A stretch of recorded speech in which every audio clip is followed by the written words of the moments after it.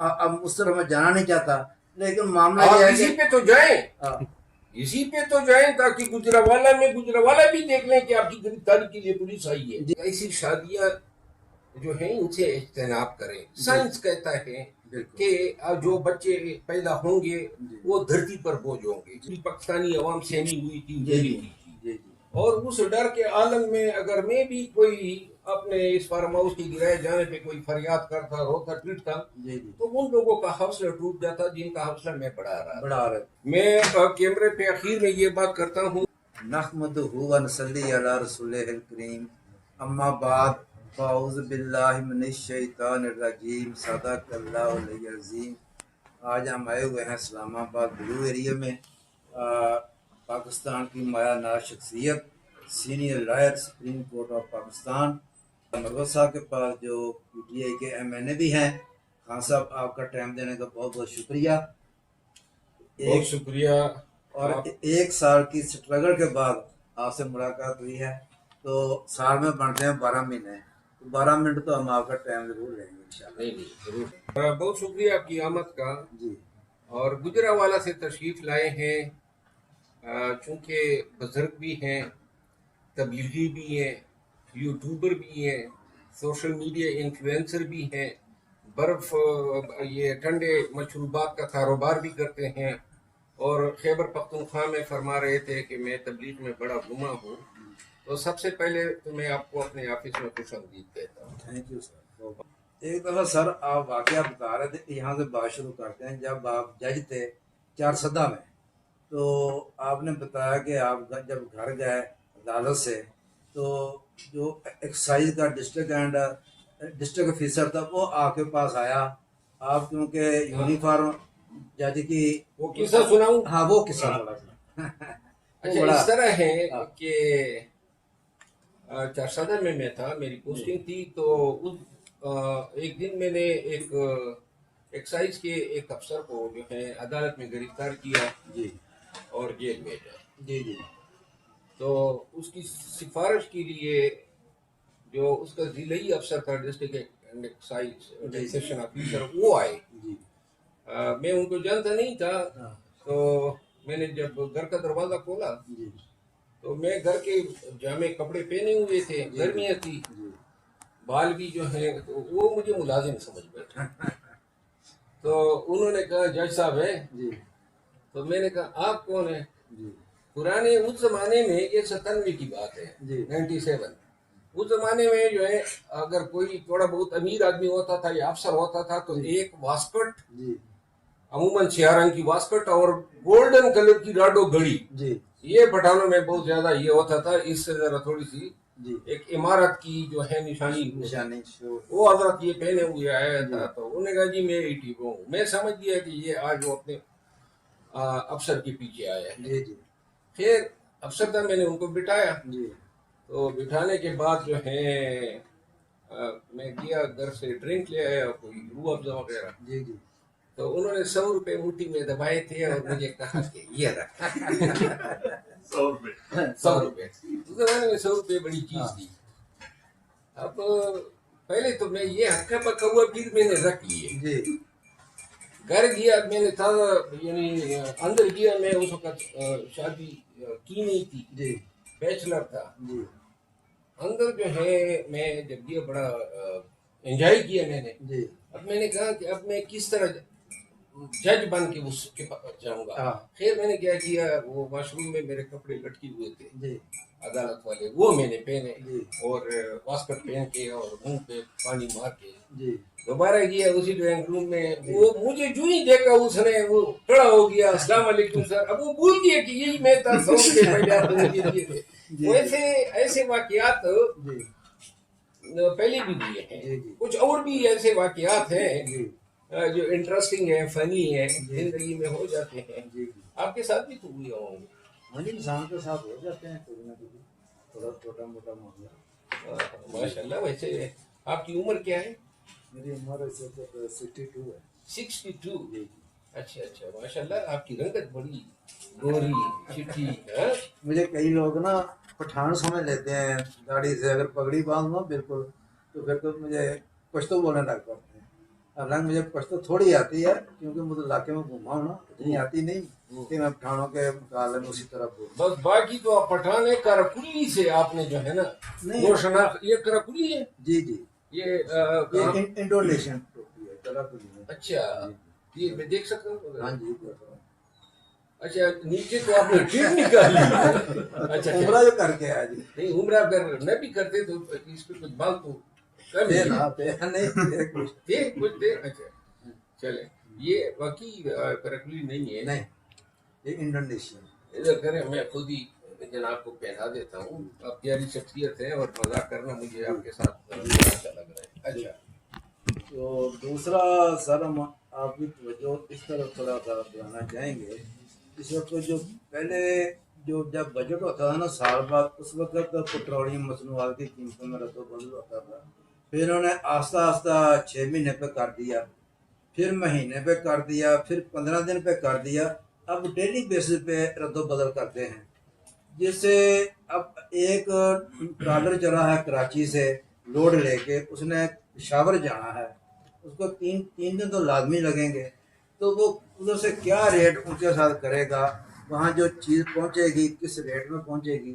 वामन नाज सब इस वक्त परेशान हैं, बुरे हाल में हैं। आप क्योंकि असेंबली में बैठे हैं, आपकी आवाज़ दुनिया सुनती है, तो उस बारे में आप वहाँ भी आवाज़ अपनी उठाएं और थोड़ा सा हमें इस पे बताएं कि क्या होना चाहिए। देखिए हॉनेस्टली, ईमानदारी से अगर मैं बात करूं तो अगरचे पाकिस्तानियों के लिए महंगाई बहुत ज़्यादा है जी और चूंकि महंगाई इसलिए ज़्यादा है कि हमारी पर कैपिटा यानी पर पर्सन हमारी जो आमदन है वो कम है। जी जी पाकिस्तानी रुपयों में हम, हमारा मजदूर, हमारा वकील, हमारा उस्ताद, जी सरकारी मुलाजिम पाकिस्तानी रुपयों में तनख्वाह लेता है या आमदन जी वसूल करता है। बिल्कुल। इस हिसाब से महंगाई जो है वो ज़्यादा है। जी लेकिन एक चीज़ मैं आपको बता दूं कि अल्लाह ताला ने बहुत सारी चीज़ों में हमारे लिए आसानी पैदा की है। जी जी जिस तरह आप बता रहे थे कि आप ज़मींदार भी हैं, जी तो फसल आ जाती है, लकड़ आ जाती है, जी ऐसी चीज़ें, मिसाल के तौर पे गाड़ी है। जी अब गाड़ी पाकिस्तान में आप जिधर भी ले जाए फिराएं, जी जी न पार्किंग फीस है, न एमओटी फीस है, जी न सालाना इंस्पेक्शन फीस है, न कौंसल फीस है। जी ये दुनिया के हर मुल्क में जी लोग गाड़ियों की फीसें देते हैं जो तकरीबन 10-12 लाख रुपए बनते हैं। जी पाकिस्तान में ये महंगाई नहीं है। जी पेट्रोल जो है वो, अगर आप तकाबुरी जायजा कर लें ना, मैं अभी ऑस्ट्रेलिया में था तो उस वक्त पाकिस्तान में भी प्राइसेस बढ़ी, जी ऑस्ट्रेलिया में भी बढ़ी। तो मैंने जब चेक किया तो ऑस्ट्रेलिया में प्राइसेस पाकिस्तान से ज़्यादा बढ़ी। जी तो ये चूँकि हालात थे हुर्मुज़ की वजह से। जी लेकिन आप ये भी बहुत से कम लोगों को मालूम है कि ये पेट्रोल जो है ये ट्रेड के लिए एक कमोडिटी है। जी ये इंटरनेशनल जितनी भी ट्रेडिंग प्लेटफॉर्म है इसकी प्राइस गोल्ड की तरह, क्रिप्टो करेंसी की तरह, या जितनी भी ये हैं मसनूआत हैं, जी इसकी प्राइस मिनटों में फ्लक्चुएट करती जी, है, जी। सेकंड में फ्लक्चुएट करती है। जी जी फिर भी हुकूमत पाकिस्तान में हमेशा थोड़ी बहुत सब्सिडी दी है पेट्रोलियम प्राइसेस में। जी और चूंकि हमारे लोगों की आमदन उस हिसाब से कम है कि महंगाई बहुत ज़्यादा शिद्दत से महसूस होती है। जी और यकीनन मैं इस पे आवाज़ उठाऊंगा जी जी कि हुकूमत जो है, बजाय इसकी कि अब हुकूमत इसमें कमा रही है, जी। टैक्स इन्होंने इतना डाल दिया है कि अगर वो अपना टैक्स का हिस्सा निकाल दे जी जी तो फिर भी लोगों को जो है एक बड़ी रिलीफ मिल जाएगी। जी जी। और दूसरी ताजर इस वजह से भी परेशान हैं क्योंकि इनके जो लॉकडाउन चल रहा है, हालांकि जहाँ जंग हो रही है वहाँ लॉकडाउन नहीं। हमारे पंजाबी का एक मुहावरा है, नानी ने खसम किया दो दिन चट्टी पै गई। तो जंग उधर लगी हुई है, वहाँ लॉकडाउन नहीं ये है। अपने ये इसका जरा तर्जमा कर लें। नानी ने खसम की यानी कि खामद किया नानी ने, तो जो उसका नुआसा था उसको चट्टी पड़ गई, उसको पड़ गई फटीक। फटीक को चट्टी कहते हैं पंजाबी में, जुर्माना फाइन। नहीं तो नानी ने जो शादी की, हाँ, तो चट्टी दो तरह को पड़ गई। नहीं लेकिन ये कहाँ पे पंजाब में नानी? हमारा ये ना मुहावरा चलता है अक्सर। अच्छा, मुहावरा है।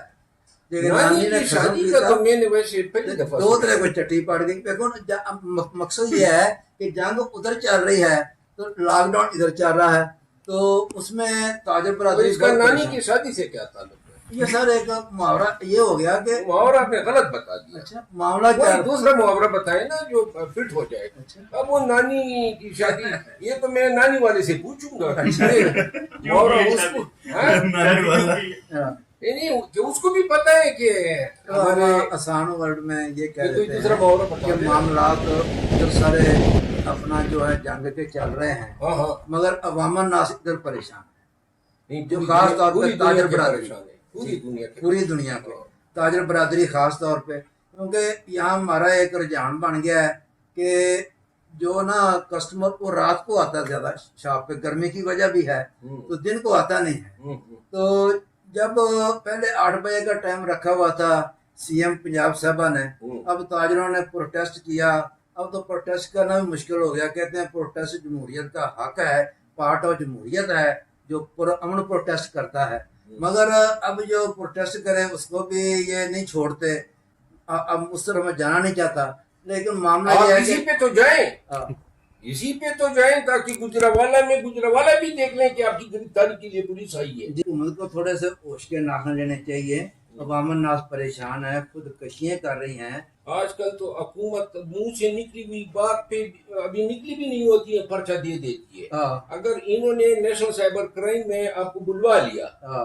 کہ جی آپ نے حکومت کی بدنامی کر دی ہے، یہ جو لاک ڈاؤن کا معاملہ ہے یہ ختم کرنا چاہیے. تاجر برادری کو مزید لاک ڈاؤن فیسلٹی تو اب 9 بجے تک ہے. 9 بجے تک، وہ بھی اپنا پی ایم پاکستان میاں شہباز شریف صاحب نے 1 گھنٹہ کی توسیع دی ہے. تو باقی جو معاملات ہیں یہ اسی طرح چل رہے ہیں. تو عوام الناس پریشان ہے، روزگار اتنا ہے نہیں پاکستان میں.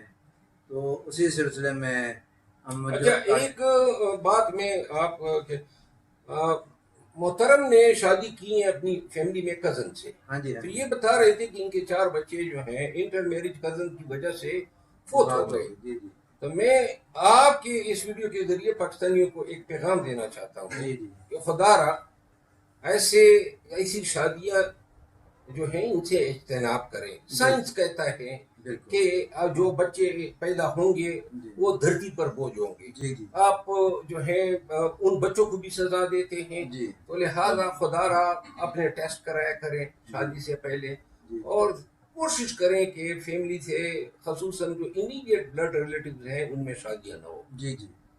تو باقی میں سمجھتا ہوں کہ آپ کی ماشاءاللہ بہت خدمات ہیں. جب الیکشن مہم تھی پی ٹی آئی کے لیے بھی آپ کا فارم ہاؤس تباہ کر دیا کے پی کی گورنمنٹ نے، لیکن آپ کے ماتھے پہ ذرا بھی پسینہ تک نہیں آیا. آپ بلکہ وہاں گئے، آپ دیکھ رہے تھے، آپ کو ذرا اس کا ملال نہیں تھا کہ میرا اتنا نقصان کر دیا. جو کاز آپ لے کر نکلے تھے.